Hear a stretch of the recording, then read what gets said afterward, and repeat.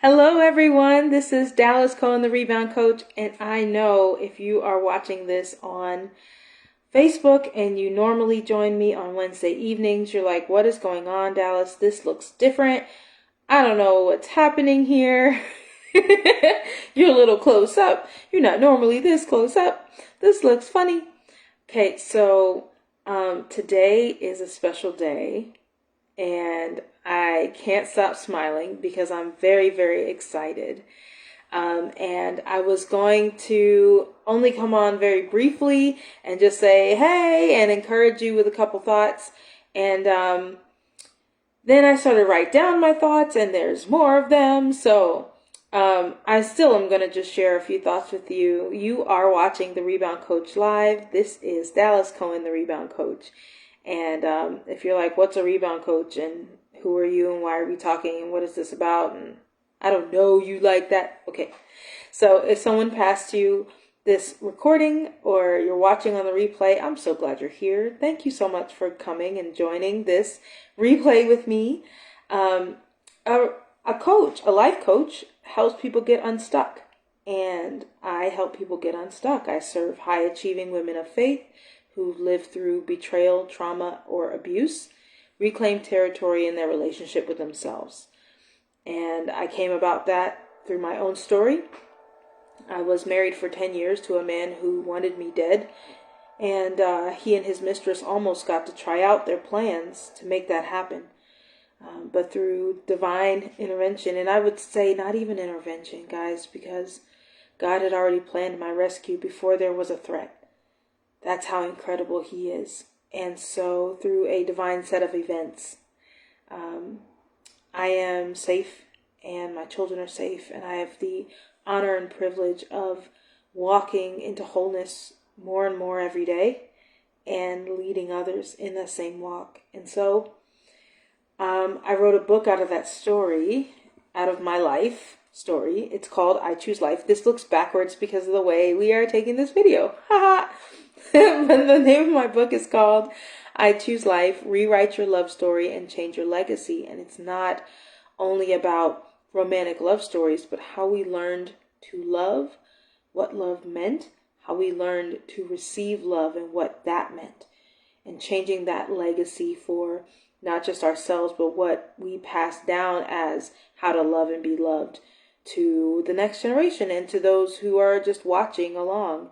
So if that is something that you are walking in, if you're walking in healing or walking towards healing after surviving betrayal, trauma, or abuse, this book is for you. If you know someone who is in a situation or just walked out of one, this book is for you too.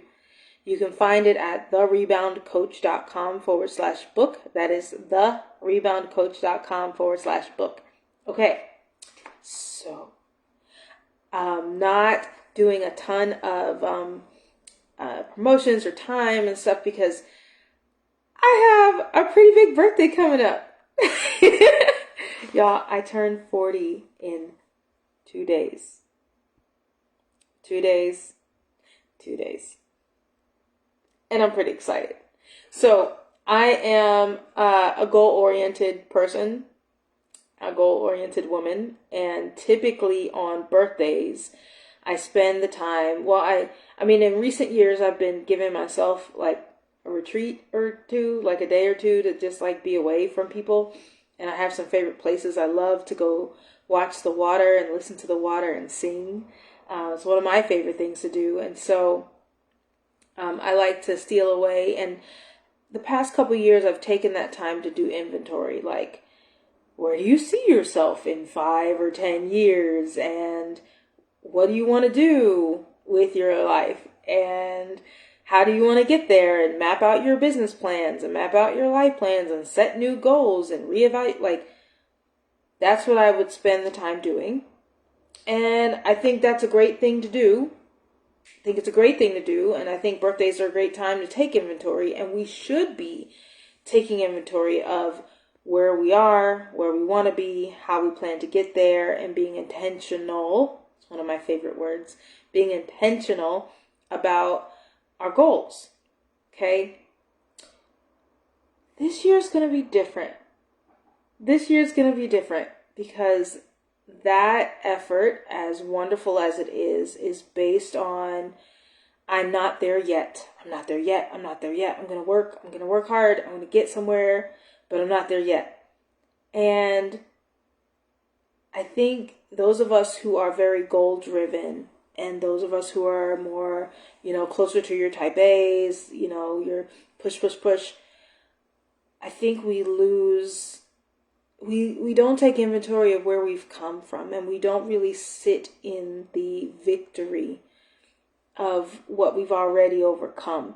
We go, yeah, but I don't have X. Yeah, but I haven't done Y. Yeah, but I'm not yet at Z. And we miss the beauty of where we've come from, what we came out of, where we used to be, and how we're not there anymore. And we also, when we are in crisis, you heard my story a moment ago, when we're in crisis mode, we spend a lot of time and energy and money and emotional time and energy and money, if that makes sense, on the crisis, on the trauma and the drama, and how to survive and how to get to the next day and what's the next best step and how we feel today and do I want to get out of bed today. All of the things, those are important things, right? That's a season that demands it when you're in the crisis. But when the crisis passes and we get back into whatever our normal is, what I call coping in crisis, it's where my marriage was, in a cycle of coping in crisis where you're like barely making it until there's a crisis and you go back to barely making it. Well, we do that with ourselves, right? So when you're in the crisis, you're dealing with that. You're putting all this energy and time and money into that. Then the crisis passes. You might be, okay, all right, the crisis is past. I'm doing okay now. And you might rest a bit, but we never put as much time, energy, money, effort, attention into, hey, you just survived that crisis. Like, you're still here, it's over, and you're still here. Hello, that's a big deal. And when we do celebrate where we've come from, and we celebrate not just, the difference between the past and now, but like what good is happening in your life, really paying attention to the blessings that are all around you, the love that's around you, the people that are around you. I was thinking to myself today, my children attend a school where there is positive Black men in leadership positions at the school on a consistent basis over several years. And I just thought about that today. What an honor it is to have built-in role models for my children.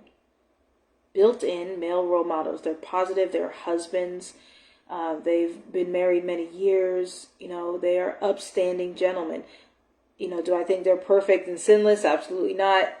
Am I in their home lives? Nope. But what I can say is they are providing a good example to my children who had a bad example at home. And so it's such a beautiful thing. It's such a beautiful thing. And in my professional world, I work in nonprofit, and I know what it is for a mom to want that for her children, want a good role model for her children in the absence of, other role models. And so just counting your blessings, just counting your blessings. It paves the way for new, So I just want to encourage you to put big effort into celebrating yourself and being grateful. And I'm doing that this weekend. I'm very excited. I'm very excited. I have spent a lot of time, energy, effort, money into not just surviving crisis, but doing good things that bless other people, doing things that are purposeful and wonderful. And it's an honor to be able to do those things. At the same time, this is for me. Like, like it's for me. It's not for anything else. It's for me. It's for fun. It's for love. It's for celebration. It's for me. And I'm having a really big celebration for my birthday, and putting on a whole show because it's in me to do, because I can, because God has blessed me. You know, God has really blessed me. God has really blessed me. We're not just surviving. We're not just barely making it. We're not just getting from day to day. We're walking in purpose. I'm walking in purpose. And that is so beautiful. And it is such an honor. God has blessed me indeed. Blessed me indeed. Not just my regular, needs. That by itself would be a tremendous blessing. Just to, not being concerned about how to feed my children or how to keep a roof over our heads or how to clothe us. That all by itself, if that's all God did, that would already be a blessing. But on top of that, on top of basic needs, I'm able to do beautiful things. Beautiful things like throw parties, like host VIP retreats for women who leave transformed. They have divine appointments. They meet people they're going to be friends with for life. And I get to see the fruit of my labor. And it's not all the fruit, because I know it's generational kind of work that we're doing. But I get to see the little sprouts that pop up after events. I get to see people who are inspired and start to walk in their purpose, new levels of their purpose because of the events that we have. I get to hear about people who are encouraged and inspired and motivated when they read my book.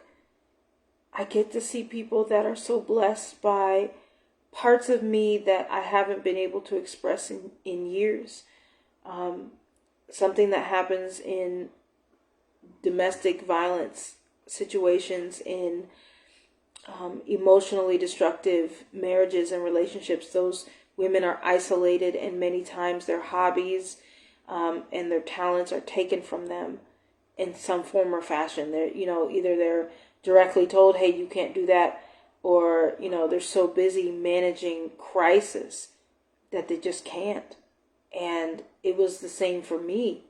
I grew up doing performing arts, singing and dancing and acting. And I didn't for close to 12 years, while I was in my marriage. And after that, it's just a season of healing, just like I need to get myself together. And the opportunities started to present themselves again for music, for singing, for dancing. And I'm putting on a whole show this weekend. Like a whole show. I am pretty darn excited. And I get to do things that I haven't been able to do in a long time. And I get to do them in new ways, with new people, with a new message. And I know it's going to be so powerful, and I know it's going to impact every person who was there and every person who gets to see the recording. I'm really excited. And I'm excited about who I am in this season and who I get to become. And if I can rub any of that off on you, I would love to do that, because it's a good time to be alive. It's a good time to be alive. And we can choose what we look at, and we can choose what we meditate on. We can choose what our emotional experience is.